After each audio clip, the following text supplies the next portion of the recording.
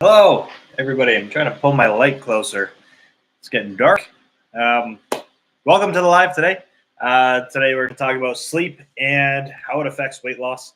I'm going to go over some sleep hygiene, bedtime routine kind of stuff as well. Uh, as we get into the darker months, especially for everybody that's in the northern half of the hemisphere here, um, days get short. I know they get short down south, but they get quite a bit shorter the further north you go. And that can throw a little bit of a loop through our sleep cycles and our routines. So we're going to talk a little bit about that, how to manage it, and starting off with the important stuff of why we actually care about this. Right? So if you're joining the live, please drop your win down below. My win for today. I'm going to write my win in here. Hashtag win. Oh, it's going to show up as Casey because this YouTube account is Casey's. What's my win today? Honestly, did I enjoy the rest of today? No, it's Tuesday. I worked out today. I had a great lift. That's always my win, though. New haircut.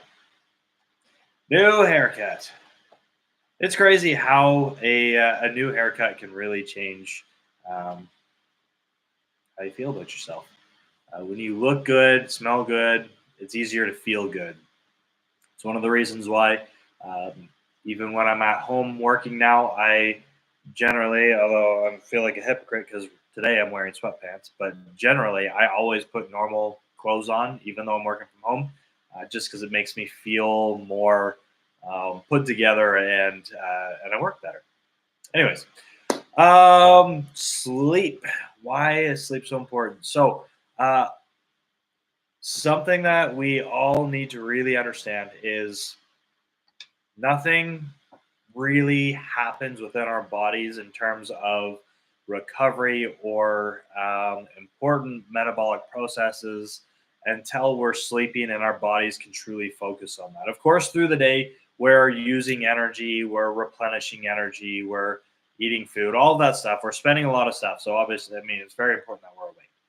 But when it comes to our workouts, we don't actually get the benefit from our workouts until we start to recover from them. And we don't recover from them when we don't sleep.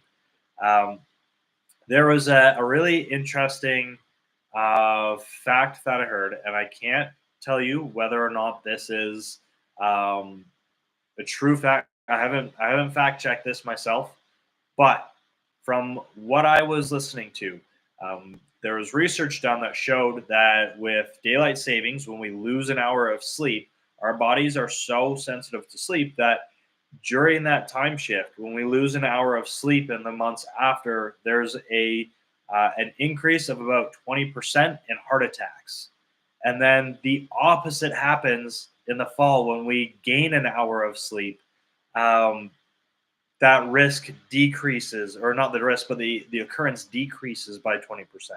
Our sleep is super, super important for our bodies, making sure that we get adequate rest because that's when our body has that chance to. Everything else has slowed down. We're not moving. We're not spending energy. Our body doesn't have to maintain the same amount of. I don't want to say attention because it's our bodies don't have like a they do have a memory, but not like that, right? So the demand is less, or we're just laying there in a comatose state, which allows our bodies the chance to actually fully go through, do the recovery things that it needs to do. The reason why we always say to sleep, let your body sleep, get extra rest when you're sick, is because when you're sick and you're sleeping, that's when your immune system can do the most to help recover your body. There's nothing else distracting from what needs to happen. And so that time of sleep gives our bodies the chance to go all in on rejuvenating us and keeping us alive and healthy. And when we start to cut sleep short, we start to lose out on some of those benefits. Our recovery doesn't happen as quickly. Our results slow down as a secondary result of that. When we're not sleeping well, our cortisol levels increase, and cortisol gets painted as a horrible hormone. It has a lot of really important functions, But when we have too much of it, it can cause a whole host of issues. Um, and so, one of those things is having high cortisol for longer periods of time decreases our sensitivity to insulin, meaning that our bodies can't utilize carbs as effectively as they could otherwise. So, and these are the long term effects, right? It's not if you have a couple crappy sleeps, your cortisol is not going to start going through the roof. If you don't sleep well for months on end, your cortisol levels are going to start to increase, and you're going to have that compounding effect where it makes it harder to lose weight. It's harder to recover from your workouts. You just don't have the same energy to put into your workouts, into all of those sorts of things, right? And so we have some very clear biological impacts of poor sleep. We also have some very real psychological impacts of poor sleep. Our bodies, we start to crave more sweet things because we don't have the energy to, or the desire to go through and make these beautiful, amazing meals, or even something super simple. Will tell you straight up, if I'm really tired, the last thing I want to do is make dinner. Like at the end of the day, if I'm hungry and I'm really tired, I just want to go and get food. I don't want to have to do it myself. I'm tired. I don't want to do it anymore. And there's an extra mental resistance. Of course, that's not the be all end all because we can overcome that, but we don't have to keep ourselves subject to extra barriers and obstacles like that could be solved by just getting an extra hour of sleep if we were more disciplined to go to bed a little bit earlier, or if we were setting up our schedules a little bit differently so that we could be sleeping more thoroughly through the night rather than maybe we have enough time in bed, we don't have enough time getting quality sleep. Right? So sleep is there's a lot that goes into improving sleep. Um, this is going to be a bit of a crash course because I could sit here and talk about sleep for like 2 hours straight. I kid you not. Um, I'm even breezing through the physical and the mental impacts of sleep and how that affects our journeys. You know, uh, I'll just touch again on cravings. Our cravings go up when our sleep is low. Our bodies crave quicker sources of energy because we do have a physical tiredness, which also makes us crave quicker, easier energy so that our bodies don't have to do as much work to produce energy. That's when we're really tired, we start having more sugar cravings, stuff like that, right? So there's all kinds of stuff that comes up. I think I touched on when we're really tired, our workouts aren't nearly as good either. That is some of the smaller things and all these things start to add up, right? So, when it comes to improving sleep, there's a number of different things that we can look at. And so, one of the common reasons why people have a difficulty falling asleep and a difficulty staying asleep is because stress. We live very, very high stress lifestyles in North America. Compared to everywhere else around the world, we live a very stressful life. It's part of our culture. Everything is go, go, go, go, go, speed, speed, speed, speed, speed. If you go to any other country, you'll never see as much fast food because people are okay slowing down to have a meal. We're not in North America. We run, run, run, and it's just our culture and how we've I don't know how our societies have functioned, right? Um, and so stress is a very real thing. We all struggle with it, and it's so easy when we might not feel as much stress through the day, but when we sit down and we don't have anything else to do and we're relaxing, then the wheel starts to spin of, oh, did I do that? I got to do this tomorrow. Oh, that needs to happen still. Oh my God, did I say the right thing in that meeting? Oh, and we start to actually evaluate our day, and because our minds aren't occupied as much, we now hear the stress. We now feel the stress more because there's nothing distracting us from it. And if you can't turn that stress off before you go to bed, if you can't find a way to slow the hamster wheel and allow your mind to actually rest, then it can be really incredibly hard to fall asleep, right? When you're laying in bed, closing your eyes, that's when everything starts to spin. There's nothing else to do but have your own thoughts or try and sleep. And if your thoughts are so loud that you can't sleep, we need to find a way to manage that. If you're so tired, you ran yourself all day long, you're so tired, you lay down in bed and you don't have a problem falling asleep, but you have a problem staying asleep, it's likely because you're just so tired. You hit the bed, fall asleep, you're good, but the stress is still there. And subconsciously, you're still processing everything that needs to be done, everything that's going to be done. An easy telltale sign is the quality of your dreams. If you're remembering your dreams, you're not sleeping very deeply. And if your dreams are always stressful, our dreams are a reflection of our subconscious um, thinking, I suppose I would say.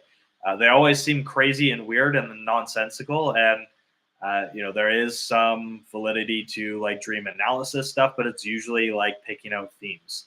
Uh, yeah, I'm not going to go into detail on that because that's beyond the context of this call. But just understanding that if your dreams are really stressful and you wake up from stressful dreams, it's likely because you have stress that you haven't dealt with before going to bed, and they're starting to come through in your subconscious in your dreams. Another thing is even if you don't dream, some people wake up at 2 in the morning with a running list of shit they have to do, and um, it can keep you up at night because the other thing that happens, you're not fully conscious. You don't want to forget the thing that you need to do because that's stressful, especially if you have ADD. We forget things all the time as it is, let alone if we wake up in the middle of the night. There's no fucking way I'm remembering that in the morning. So, stress is a big one. A good strategy that you can use if you're someone that wakes up in the middle of the night or through the night with stress, keep a pen and a pad of paper beside your bed. Write that stress, write whatever thing that you have to get done, write it down, and you can clear it from your mind because you're gonna wake up and have your little notepad. You're gonna remember what was on there, so you can put your mind at ease by taking whatever thought you're stressing about, put it on paper, and knowing that you don't have to be stressed about that anymore. You can come back to it. All right. So, stress management techniques. There's some guides in the resources tab on your app that you can look at. But my favorite ones before bed are to do simply just do like an internal reflection. And I'm going to get into like bedtime routine stuff shortly because this is all going to start to add into it. But since we're on the topic of stress, I'm going to cover this really quickly. Um, do a reflection of your day, and you can just sit quietly. It doesn't have to be in bed. I actually prefer that you don't do it in bed. Sit and just reflect on your day quietly and get that part of the way out. It's so important that we do that. We want to do that, and even if we don't want to do that, our minds want to do that. They want to reflect on the day and analyze the day because we're creatures of habit. We're also just wired to want to be better all the time. And so um, it's a part of our process to review the day and see what went well, what didn't go well, and to analyze our social behaviors, our work ethic, all of those sorts of things. But do that without judgment. Sit down and just analyze the day. Think through how your day went. Um, don't sit on one thought for too long. If something was stressful from the day, think about it. Just kind of understand why it was stressful. Pack it away for another time. Go, you know what? All right, that part of the day was stressful. I've acknowledged it. I understand that it's there. It's not something I need to deal with right now. It's nothing that I can solve right now, anyways. I'm about to go to bed and I can't solve problems in my sleep. So I'm just going to let that one go to rest and I'll revisit that again tomorrow. You could even do the note paper thing and write it down on a piece of paper and be like, you know what? This thing is stressful. I'm not going to stress. I'm going to put it here on this paper to stress about tomorrow when I look at it again. Yeah, that distraction stuff helps, but it doesn't solve. Uh, you can't distract away your emotions. You can't distract away your feelings, your stressors. If they're unresolved, they're coming back. And the more you distract away from them, the stronger they come back. because if you put time between something stressful without resolution to it, whether it's an actual tangible resolution like paying a bill, or whether it's something that is like you can't resolve, like a conflict with somebody, and you're not on speaking terms anymore. You can't actually resolve it because you guys aren't talking. You have to find your own resolution to those things. Otherwise, they're just going to eat at you and eat at you for days, months, years. I can tell you, I still have things that from my past that I haven't fully been able to put to rest, and they come up periodically. And it causes me stress of things that are still not fully resolved, and there's no clear answer on how to resolve things. It's a lot of just deep mental work and maybe therapy too, right? All right, let's get back onto sleep and talk about sleep routines, sleep hygiene. So there's kind of a few simple things to do. This outside of mental work and whatnot. Screen time. Eliminate screens a half an hour before bed. Uh, it's just we have so much data and research that shows that just the blue light impedes our REM cycles, and we need to have time away from that. It's not natural. We like light bulbs. We didn't enter the world with these. We created these. They're unnatural sources of light, and they can have impacts on us, right? So, going back to kind of like ground roots, what predicted bedtime for people before lights and everything was a lot of times we're watching the sun and seeing when the days got darker, and when it started to get darker, that's when we started to prepare ourselves for bed. So you can create that environment by keeping low light environments, getting rid of unnatural blue lights, um, and just starting to allow the body to actually start to prepare for sleep. When it starts to understand darkness is here, darkness means rest, time to sleep, we can create that environment for ourselves. Um, I would recommend you can do some reading, some relaxation techniques, whatever that might be for you, audiobooks, reading, puzzles, something that's just enjoyable, somewhat mindless, easy, absolutely not stressful, something that you can do to just kind of unwind and slow things down. If you're listening to books, don't listen to books that are going to give you nightmares. And I know that a lot of people love mysteries and thrillers. Those are not the good books to read before bed. You want something that's almost going to like bore you to sleep.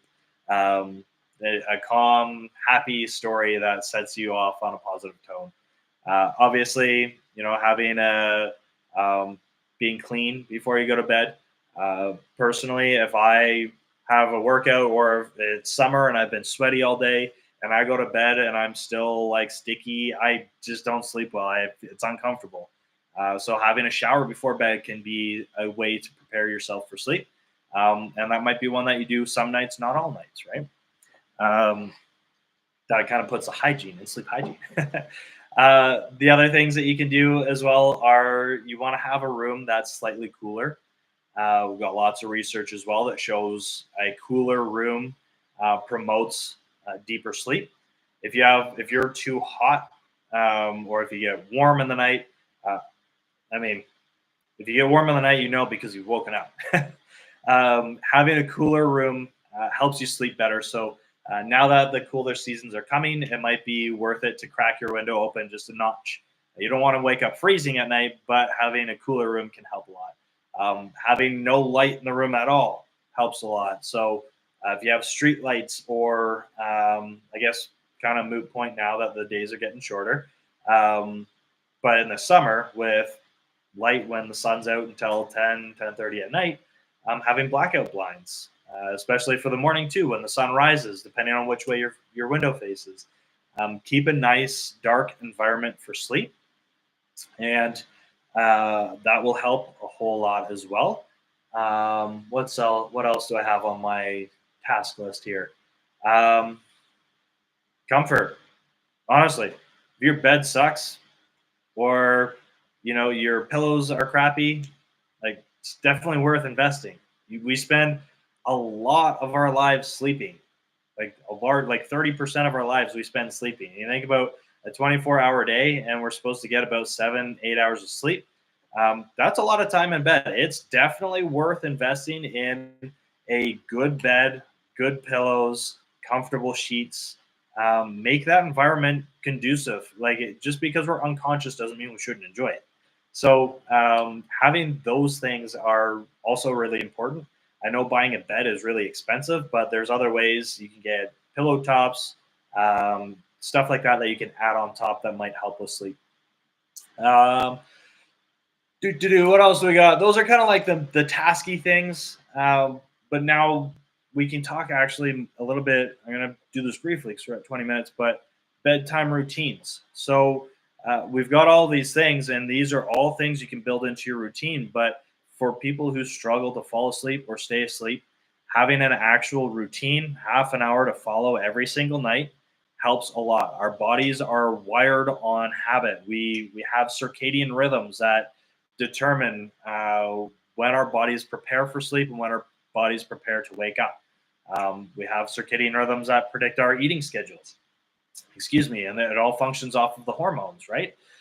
So if you create a bedtime routine, it's not going to work the day you do it. It takes a lot of practice and consistency because it's going to start to establish a circadian rhythm so that your body naturally starts to release melatonin to help prepare you for sleep. Bedtime routines can look like anything, but the key features are everything that I've just talked about. Eliminate stress as much as possible, decrease stress to whatever degree that you possibly can. Slow things down, start having a low light environment, start moving slower. If you're listening to music, listen to calm, soothing music. Don't be blasting 90s rap. Everything that you do for your bedtime routine, you want it to start to align with slowing everything down, calming everything down, bringing lights down, bringing the mind slower, keeping the mind slower, eliminating stress, and ultimately getting yourself ready for bed. That can include the use of melatonin. Melatonin is a natural hormone. It's our sleep hormone. You can buy it over the counter for like dollars. It's so cheap. 5 milligrams, half an hour before you put your head on the pillow is often enough to really help with sleep, especially if you are someone that's high stress. Melatonin and cortisol do not work together. If melatonin's there, cortisol shut off. Cortisol comes in, shuts off melatonin. That's how we use those hormones. So you can use that to your advantage if you have a high stress lifestyle and poor sleep. And cortisol is probably running high. Melatonin can help with that. I'm going to cap it off there. We could get a lot more specific about like bedtime routines. We have some clients that have bedtime routines that are like, we've got itemized lists going down that target specific things that we believe are the reason for their poor sleep, whether it's, like I said, falling asleep, staying asleep. Even if you stay asleep, just waking up not rested, maybe you're still not getting a quality sleep, those types of things. So if sleep is something that you struggle with and you want a little bit of help with it, reach out to KCRI. We'll absolutely help you with sleep routines. We'll have a good conversation together, figure out exactly what's going on for you. We've got lots of different solutions. The last one I wanted to throw in there, this is kind of like a bonus one. If you're still listening, is if you're in the throes of menopause, perimenopause, postmenopause, anything like that, and you have temperature flashes, rapid changes, you get sweats, anything like that, cold showers before bed are miserable but so effective. We've had a dozen or so women who have come back to us saying that even it doesn't have to be so intolerably cold. Like, you don't have to have an ice bath. It's ridiculous to go that far because it's just so uncomfortable. But having a shower as cold as you can tolerate it to try and bring your body temperature down has been super effective for, like I said, a dozen or so ladies who are experiencing hot flashes. It cut that out for them and they were able to sleep without, having night sweats and stuff. All right. Drop your win in the comments here. Let me know your biggest takeaway. And I hope everybody is having a wonderful day. I know today's a big day for the U.S. It's the election day. I hope you're able to get out and vote and do your civil duty that way. Have a wonderful evening, everybody, and we'll talk to you soon.